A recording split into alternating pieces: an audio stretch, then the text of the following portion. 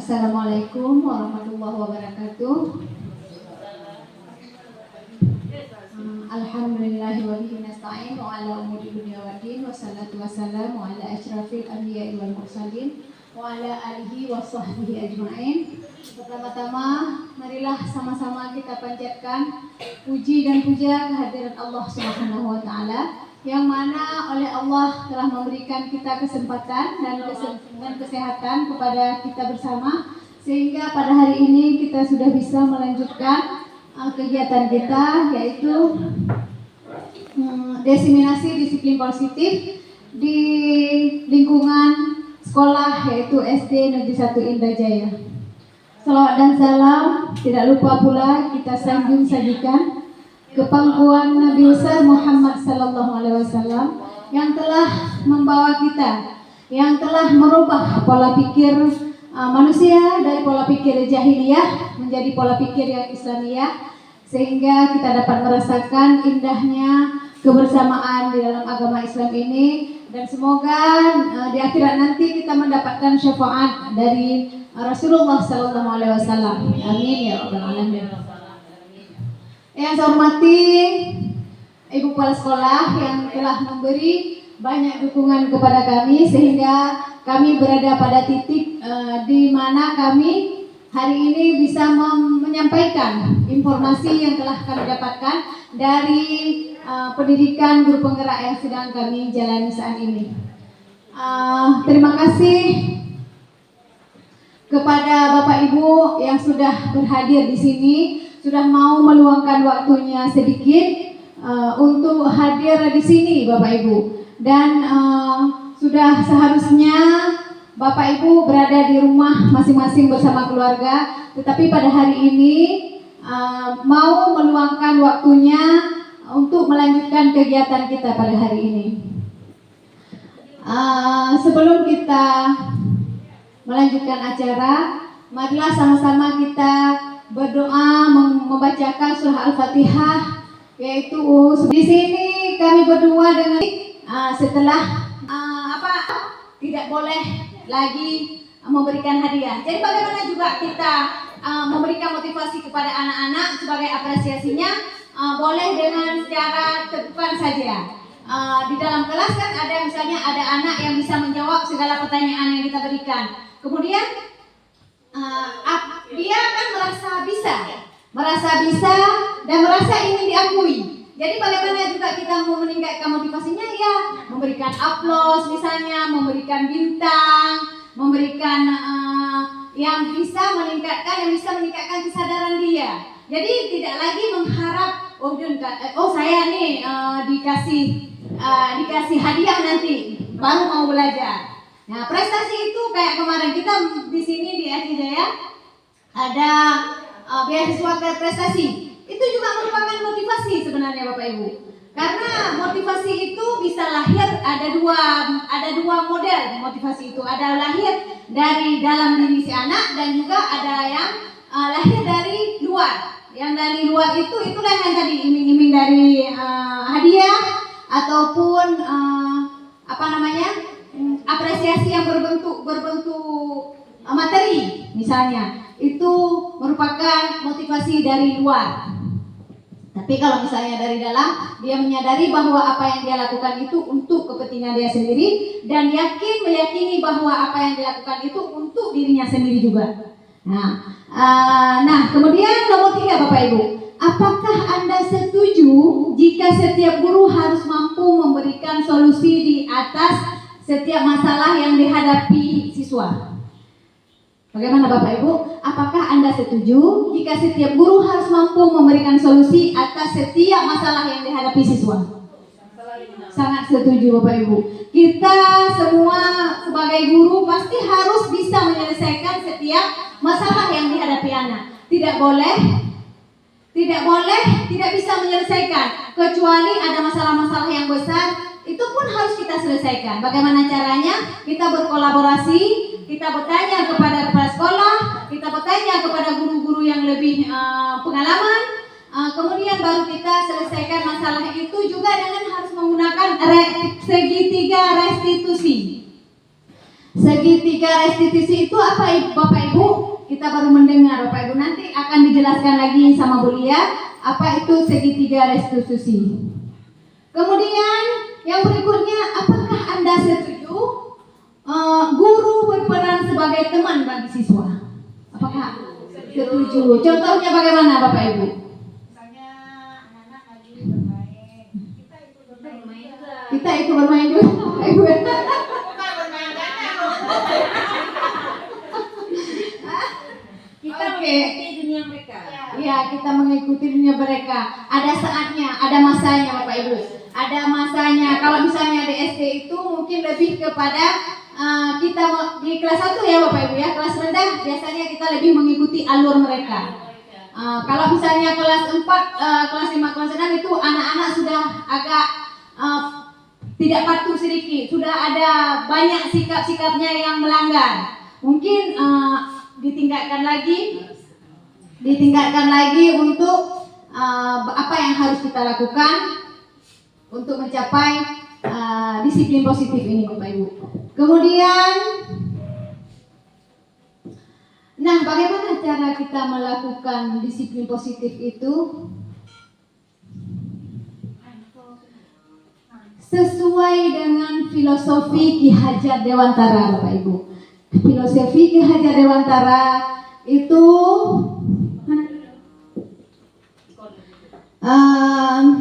tujuan pendidikan Ki Hajar Dewantara yaitu menuntun segala kodrat yang ada pada anak agar mereka dapat mencapai keselamatan dan kebahagiaan yang setinggi-tingginya, baik sebagai manusia maupun sebagai anggota masyarakat. Itu tujuan dari filosofi Ki Hajar Dewantara, tujuan dari pendidikan menurut filosofi beliau. Nah, di sini kita sebagai guru pasti ingin anak kita menjadi anak yang lebih baik ke depannya, bisa diterima di masyarakat luas, bisa menjadi dari tidak baik kita arahkan menjadi lebih baik. Itu merupakan kewajiban bagi kita sebagai guru Bapak Ibu. Nah, pendidikan ini diibaratkan oleh Ki Hajar Dewantara sebagai tanaman dan petani. Kenapa dikatakan petani dan tanaman itu Bapak Ibu? Karena kalau tanaman itu diibaratkan sebagai peserta didik kita, bermacam-macam. Ada misalnya kalau tanaman itu ada jagung, ada bayam, ada sawi, ada bermacam-macam lah pokoknya. Jadi kita menyesuaikan, memberikan pupuk kepada tanaman tersebut. Si petani ini memberikan pupuk-pupuk kepada tanaman tersebut sesuai dengan yang dibutuhkan. Misalnya kita berharap anak itu menjadi kalau si anak ya Bapak Ibu, kembali kita kepada si anak itu sebagai tanaman. Anak itu bermacam-macam karakternya, berbeda-beda karakternya, sehingga anak-anak itu membutuhkan perhatian, pembelajaran dari kita sesuai dengan karakternya. Jadi di saat anak-anak itu menginginkan pembelajaran yang sesuai karakternya, kita tidak bisa memberikan. Kita harus belajar Bapak Ibu.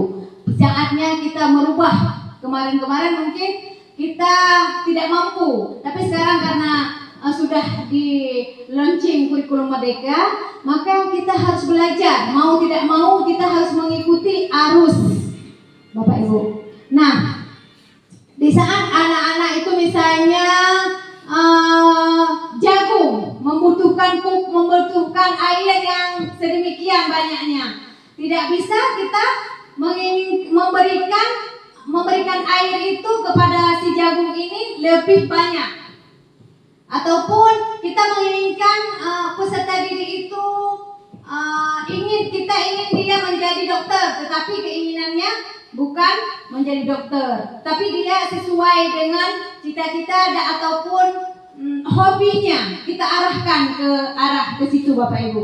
Nah, yang kita inginkan adalah mereka mempunyai, contohnya jagung tidak bisa kita berharap akan tumbuh menjadi padi. Begitulah kira-kira Bapak Ibu.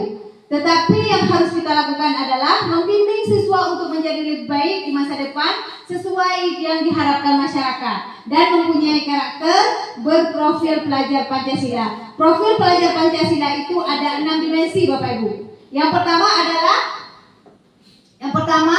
apa Bapak Ibu? Dimensi profil pelajar Pancasila, beriman dan bertakwa kepada Tuhan Yang Maha Esa. Yang kedua, kreatif, bernalar kritis, gotong royong, berkebinekaan global. Ya, keenam itu harus dipunyai oleh peserta didik kita Bapak Ibu. Nah, cara melakukannya bagaimana? Cara melakukan agar peserta didik kita mempunyai karakter yang berprofil pelajar Pancasila. Yang pertama adalah menciptakan sekolah menjadi aman, nyaman, dan ramah lingkungan sesuai dengan visi sekolah kita, dan juga dengan melakukan disiplin positif. Apa itu disiplin positif Bapak Ibu? Disiplin positif itu merupakan cara menumbuhkan disiplin yang didorong dalam diri anak tanpa hukuman dan hadiah, atau lebih kepada menumbuhkan kesadaran pada si anak untuk melakukan sesuatu tanpa mengharap apapun. Nah, setiap yang dilakukan itu, yang pembiasaan yang dilakukan setiap anak itu tanpa mengharapkan imbalan ataupun hadiah. Maka dari itu kita harus mengetahui alasan, dasar, dan tujuannya. Ketika mereka melakukan sesuatu, ketika peserta didik kita melakukan sesuatu, pasti ada tujuan dan alasannya. Dan alasan dasar manusia itu ada 5 dasar kebutuhan manusia Bapak Ibu. Ini saya serahkan kepada Bu Lia untuk menyampaikan apa saja sih kebutuhan dasar manusia. Di antara kedua, ini apa yang membedakan Bapak Ibu? Apa yang membedakan antara peraturan dan keyakinan?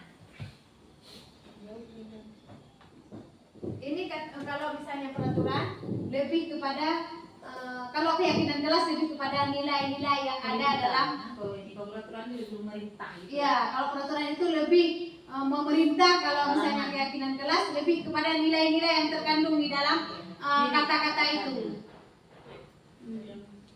Tujuannya sama. Iya, tujuannya sama, tetapi kata-katanya lebih lembut, lebih positif misalnya. Lebih lembut keyakinan. Iya, lebih lembut keyakinan daripada peraturan. Misalnya seperti tadi, jangan berlari di kelas atau koridor. Kalau kata-kata yang lebih bagus adalah bukan jangan berlari, berjalan di koridor. Kebalikan dari Berjalan di koridor, bukan jangan berlari. Kata-kata jangan itu merupakan kata-kata larangan yang tidak bisa dipakai untuk membuat keyakinan kelas. Nah, keyakinan kelas, apa itu keyakinan kelas? Kita kadang-kadang sampai sekarang pun kita banyak yang belum tahu apa itu keyakinan kelas. Keyakinan kelas itu seperangkat nilai dan prinsip yang disepakati bersama oleh guru dan siswa untuk memandu perilaku dan interaksi di dalam kelas. Tujuan keyakinan kelas adalah tujuannya untuk menciptakan kenyamanan dalam kelas. Jika kita sudah membuat keyakinan kelas, bukan peraturan, mungkin kalau peraturan lebih kepada ketakutan para anak-anak. Kalau misalnya mereka melanggar, pasti ada hukumannya, takut karena hukuman. Tapi kalau misalnya keyakinan, mereka takut melanggar. Takut melanggar kenapa? Karena sudah sadar mereka yang buat, tidak mungkin untuk dilanggar. Kalau misalnya selama saya buat keyakinan kelas itu dari kelas 4 sampai kelas 5 saya buat keyakinan kelas, apa manfaatnya? Yang saya ambil itu adalah banyak anak-anak yang tidak melanggar peraturan. Berkurangnya pelanggaran yang terjadi di kelas kita. Itu bedanya. Karena kenapa? Karena kesepakatan kelas kita itu kita membuat bersama anak-anak. Mereka yang kita pilih kalimat-kalimat yang mereka berikan, kita gunakan untuk membuat keyakinan kelas. Cuma diubah menjadi kalimat yang positif saja. Nah, bagaimana cara membuat keyakinan kelas Bapak Ibu? Yang pertama ini adalah kami tidak menampilkan video yang sudah kami buat karena keyakinan kelas sudah kami buat kemarin, kami tidak ambil video. Jadi kalau kami ambil video videonya panjang sekali. Jadi kami buat dalam bentuk seperti ini saja dan kami sampaikan kepada Bapak Ibu, misalnya langsung seperti ini, tidak melihat video yang sudah kami lakukan bersama siswa di kelas 5.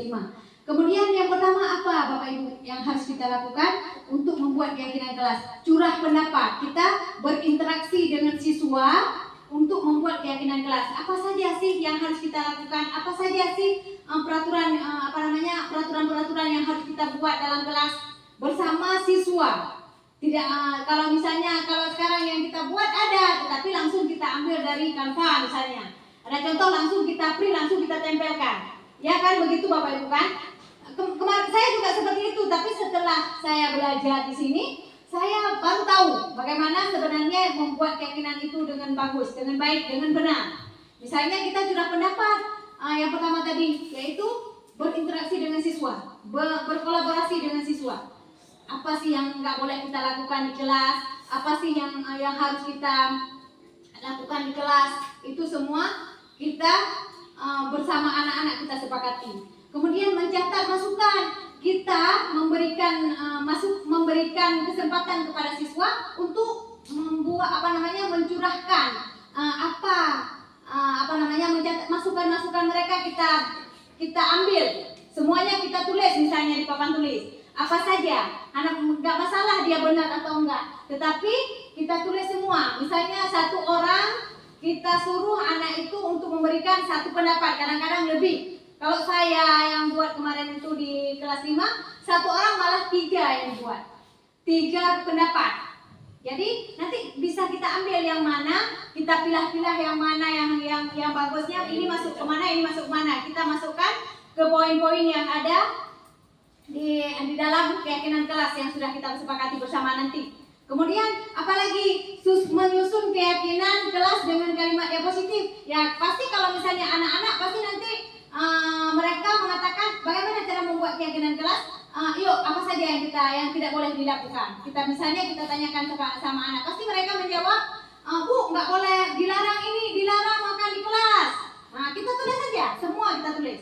Misalnya apalagi anak-anak memberikan pendapatnya, tidak boleh lari-lari di dalam kelas.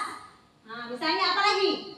Banyak dilarang menaikkan sepatu misalnya. Ataupun ya Bu, tidak boleh ribut di dalam kelas. Semua menggunakan kata-kata dilarang, menggunakan kata-kata yang tidak boleh. Tetapi kita tulis saja di sini, semua kita tulis. Misalnya ada 21, kemarin saya buat ada 32 poin. Karena anak saya di kelas 5 itu 30 orang, ada beberapa yang memberikan pendapatnya 3 poin. Jadi setelah saya tulis ke 31-nya, kita mengelompokkan yang mana dimasukkan kepada kebersihan, yang mana dimasukkan kepada tanggung jawab, di mana dimasukkan kepada keamanan, kedisiplinan. Jadi dipilah-pilah dia, dikelompokkan. Ada kata-kata misalnya yang sama, kita conteng, kita buat kita ambil yang tidak sama, kemudian kita kelompokkan kemana dia masuk. Setelah itu baru kita buat pada selembar karton.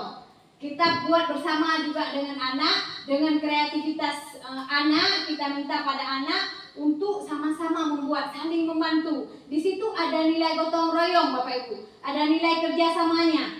Jadi di saat mereka setelah membuat keyakinan kelas, pasti mereka akan melihat, siapa sih yang melanggar, pasti mereka akan mengingatkan teman-temannya. Di saat mereka ingin melanggar ataupun mereka sudah melanggar, langsung mereka mengingatkan. Kan kamu nggak melakukan keyakinan kelas, kamu melakukan sesuatu yang melanggar keyakinan kelas. Dan setiap keyakinan kelas itu ada konsekuensinya. Apa konsekuensinya? Konsekuensi yang tepat kita ajak peserta didik itu Untuk di saat mereka melanggar ada konsekuensinya, bukan hukuman Bapak Ibu, tetapi konsekuensi. Lebih lembut. Kata-katanya lebih sederhana, lebih lembut lagi. Kata-kata hukuman. Iya, kalau misalnya melanggar ini hukumannya, sanksinya misalnya, bukan sanksi.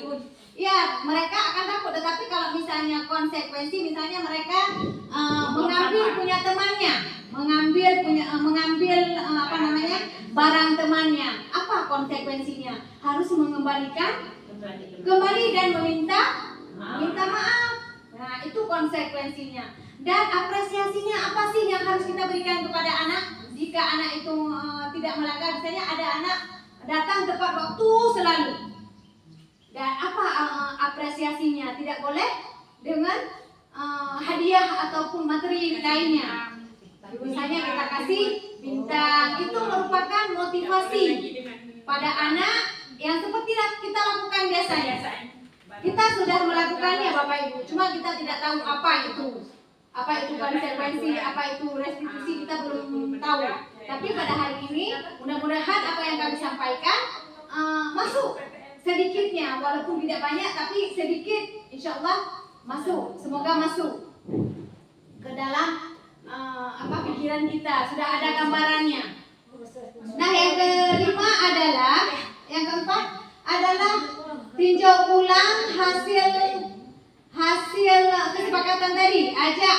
Kita ajak untuk telaah nilai kebajikan yang di tiap poinnya. Kita kan sudah memilah, memilih, mengelompokkan, dan kita tanya sama anak. Ini misalnya datang tepat waktu. Nilai apa yang ada pada datang tepat waktu itu?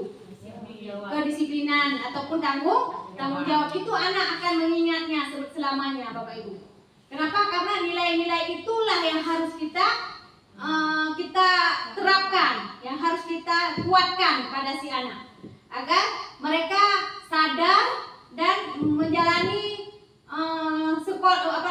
menjalani proses yang kita buat ini tidak dilanggar. Ya, kemudian tinjau ulang keyakinan kelas. Kita meninjau ulang apa sih yang harus kita pakai. Nanti ada kalimat-kalimat yang tidak kita pakai, kita sisihkan. Dan kemudian setelah kita meninjau ulang, mereview akhir dan menyepakati komitmen. Setelah kita membuat keyakinan kelas, sudah kita pilih, sudah kita pilih, kemudian kita menyepakati pada anak ini wajib kita taati.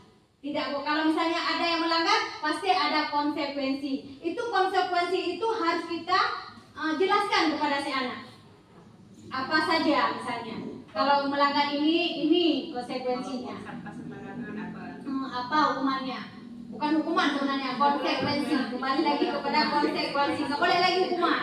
Ya. Kemudian setelah tujuannya sama. Malah kata-kata aja. Ya. Kemudian menempelkan hasil untuk mengingatkan. Nah, setelah kita buat tadi, kita tempelkan di karton, kemudian di mana lah, pokoknya sesuaikan dengan keadaan kelas kita masing-masing. Lalu untuk apa kita menempelkannya? Nah, untuk apa kita menempelkannya? Maka kita belum. Iya, sebagai pengingat. Kadang-kadang ada yang tua udah draw sendiri, sudah buat lupa. Kembali nanti kalau saya ada melanggar, inilah keyakinan kelas kita. Sudah kita kesepakatan bersama. Nah, jadi mereka sadar kembali. Namanya saja anak-anak, pasti ada pelanggaran-pelanggaran yang dilakukan, malah banyak. Kita sendiri juga sering melakukan kesalahan, apalagi anak-anak. Ya kan Bapak Ibu? Yes. Kemudian, nah, ini ada contoh-contoh kalimat-kalimat yang akan saya tanyakan, yang akan kita baca. Yang pertama adalah mencatat 100 kali di dalam buku kalimat "Saya tidak akan terlambat lagi karena terlambat ke sekolah". Mencatat misalnya 100 kali di buku "Saya tidak akan terlambat lagi", itu merupakan apa hukuman, apa konsekuensi Bapak Ibu? Hah? Kalau menulis 100 konsekuensi. Konsekuensi. Karena dia menulis banyak itu tulisannya rasanya jadi bagus. Iya, mantap Bu Eka. Kemudian yang kedua, lari mengelilingi lapangan basket 2 kali. Lari mengelilingi lapangan basket 2 kali karena terlambat hadir ke sekolah. Iya. Murid diminta untuk push up 15 kali karena tidak menggunakan masker ke sekolah. Ya, itu hukuman. Menggantikan kertas tugas teman yang telah dicoret-coret. Itu merupakan hukuman apa konsekuensi? Iya, itu merupakan konsekuensi, betul Bapak Ibu. Karena apa yang dia lakukan harus dia bertanggungjawabkan. Ya. Kemudian membersihkan tumpahan air di meja karena tersenggol pada saat belajar. Itu konsekuensi apa hukuman? Ya, konsekuensi. Kemudian ada lagi, murid disuruh untuk mengenakan sepatu seharian di kelas, di sekolah karena tidak mengenakan sepatu hitam. Disuruh untuk mengenakan sepatu seharian. Itu disuruh pakai sepatu. Disuruh memakai sepatu Karena dia nggak pakai karena sepatu hitam. harus pakai sepatu kan, kita di sekolah kita kan buka sepatu. Tapi ini nggak boleh buka sepatu karena dia nggak memakai sepatu putih, nggak memakai sepatu hitam. Yang dia pakai adalah sepatu putih, maka kita suruh dia selalu memakai sepatu. Nggak boleh. Kalau misalnya dia mau belanja di di kantin, juga harus memakai sepatu. Hukuman atau konsekuensi? Iya, hukuman. Kemudian ada lagi, lari mengelilingi lapangan basket 2 kali karena terlambat 10 menit untuk pelajaran PJOK. Ini pelajaran PJOK. PJOK 10 menit dia telah mengelilingi lapangan. Karena itu Memang ya, dia pelajaran sendiri. Karena itu merupakan pelajaran PJOK. Jadi berhubungan dengan fisik, ya kan, dengan olahraga lah. Ya. berarti menurut udah sepakat kan tadi kalau udah memang ganggu. Ya. Ya berarti konsekuensinya harus aplikasi lah. Iya, harus sesuai. Iya, harus Ya. sesuai dengan ya, harus sesuai dengan siswa. Seandainya perlengkapan sekolah harus lengkap. Berarti kalau seandainya nak buat pelanggaran nggak bawa, ini Itu ada konsekuensinya, harus disesuaikan dengan keadaan si anak. Ya, ini contoh ya, ini untuk penutupnya kita serahkan kepada ibu kepala sekolah kita untuk memberikan penguatan ataupun tambahan. Mungkin banyak sekali yang kekurangan di kami. Jadi